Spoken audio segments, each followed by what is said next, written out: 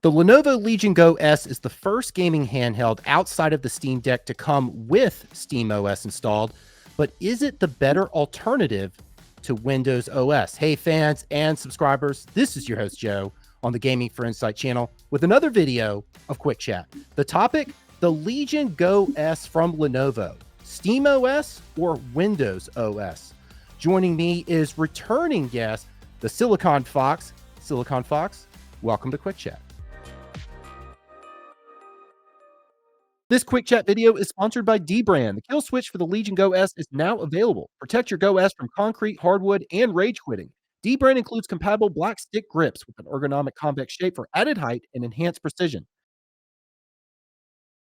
Oh, hi there. Gaming for Insight here, and I'm interrupting my own ad.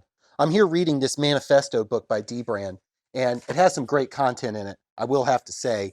Content like inspirational images of Neil Armstrong, Ray Romano. So if you're waiting for your friends to catch up to you in the handheld gaming space and you're a true dbrand enthusiast, definitely get this manifesto book to pass the time. It really does help. Now, back to the ad. Have the ultimate accessories for your Go S with dbrand kill switch. See the links in the description, including the channel link for more details. Thank you, man. Appreciate being back.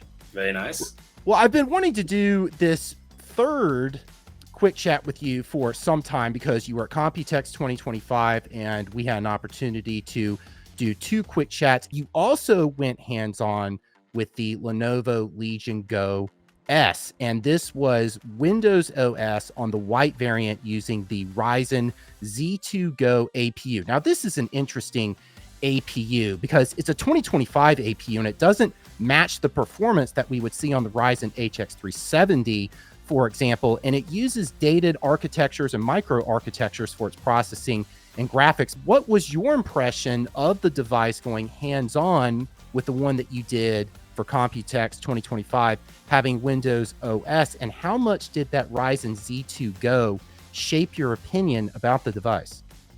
Yes. Well, I'd say my first impression at Computex was I could definitely tell behind the scenes they had trimmed the Windows install. Wasn't able to get into the OS itself. But if you've used like the HX 370 before, the APU itself is not too dissimilar to what was in that platform there. And you can tell when you're playing a game and you have a full Windows install, there's certain quirks you're used to, right? Sometimes micro stutters, random pauses in the background from Windows telemetry. That wasn't present on the showroom floor. And it's kind of a shame because I think that sort of custom tailored install would go a long ways to sort of bridging the gap between SteamOS and Windows.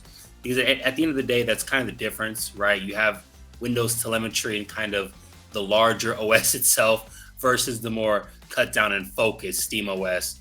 And that was the main difference for me. And that's one that I didn't see people really bring up too much who did go hands-on at Computex. Like the difference, the experience you're going to get out of the box versus what the press used in the press room is going to be night and day gaming wise. Did you have at a time a experience where you wanted to switch to SteamOS when using Windows? Did the Windows experience still seem bloated and bulky that many people may have when using a Windows handheld?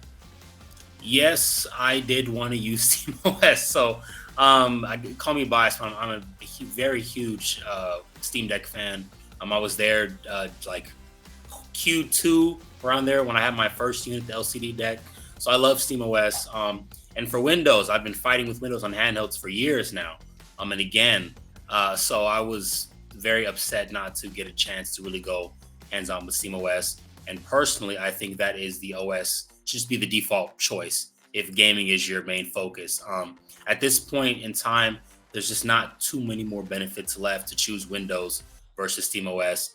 And you could feel it on the showroom floor, at least I could. I mean, yes, it was a trimmed Windows install, but again, there's certain quirks, there's certain aspects of the Windows experience that you just can't get away from. You know, there's a lot of cruft in the Windows ecosystem itself. So personally, I'm team SteamOS, and I think that if gaming is your main priority, you'll have a much better and smoother time just going with that model.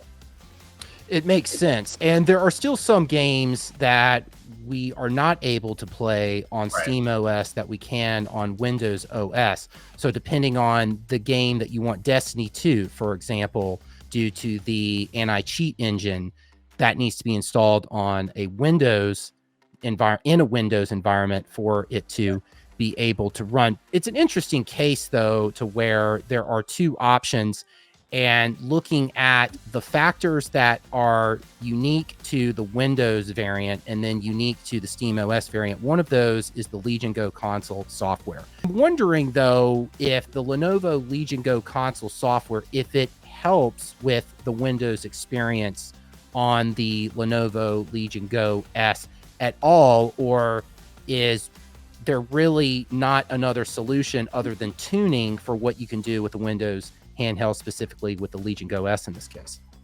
That's a very good question. I think it goes much further than traditional methods, right? I'd say there's less tuning you'd have to do, but it's still not as tightly integrated as what Valve is doing with the Steam Deck and SteamOS itself. It just can't be, because there's only so many hooks that you can grab onto on top of Windows. Like Lenovo would have to dive into the actual OS and kernel itself if they really want to get some of those system level optimizations, and it's not their fault. They can't do that. It's up to Microsoft to sort of bridge that gap. So that's kind of where we're at. Again, I would say it is a much smoother experience than years prior, what companies have done, but there's only so much you can do when you don't control the operating system. Yeah, I completely agree, because when it comes to setting up a Steam OS handheld, I don't have a checklist. Whereas on my device over here, I have a checklist of, okay, we got the Windows handheld. Here's what Right. we need to do to get it optimized for gaming performance. Check these settings and make sure. I don't go through that. Whereas the Steam OS experience, it just comes ready out of the box, ready to play. And now with SteamOS as a recovery image, there are options to expand upon what we enjoy SteamOS on, other than the Lenovo Legion Go S. And even what's interesting is you can get the Windows white variant, whether it's Z2 Go or Z1 Extreme, and you can put SteamOS on that. So you're not limited to just the Nebula if you want to enjoy SteamOS. But personally, I'm biased towards the Nebula on this. The Z2 Go, it's interesting as a 2025 APU option. It has a place here in 2025. It's not going anywhere, but does it do better with SteamOS, or does it do better with Windows OS, or does it not matter at all what operating system you are enjoying it with? But if you were inclined to enjoy the Z2 Go on an operating system, would the operating system between the two make a difference? Yes, it would. And it's going to come down to Windows. We have to think about this APU itself. We're looking at RDNA 2, Zen 2 based technology, right? This is a few generations old. So you're going to have to hedge your bets. You're using older architecture, older systems on a newer OS. Windows has had updates since then, and not in optimization wise, just new features added to the OS, Copilot, things like that. This is all telemetry. This takes memory. This does CPU cycles. This uses the GPU. So these are going to drastically affect the performance of that chip on Windows versus SteamOS. It's a very simple calculus. So if that's the model you're going with, that's the platform you're going to tie yourself to, you're going to want to use the OS that's going to get you the most bang for buck, which will be SteamOS. Granted, you give some compatibility, of course, but overall, I think it will stretch much further. And we've seen this time and time again, even before the recovery image was available. Bazzite, Holo ISO, we would see like these lower end, older APUs just do better there versus on Windows.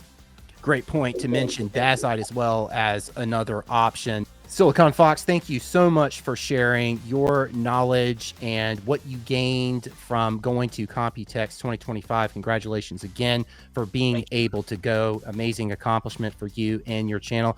Fans and subscribers, make sure to subscribe for more quick chat content. Silicon Foxx, thanks so much and take care. Thank you so much for having me. I appreciate it.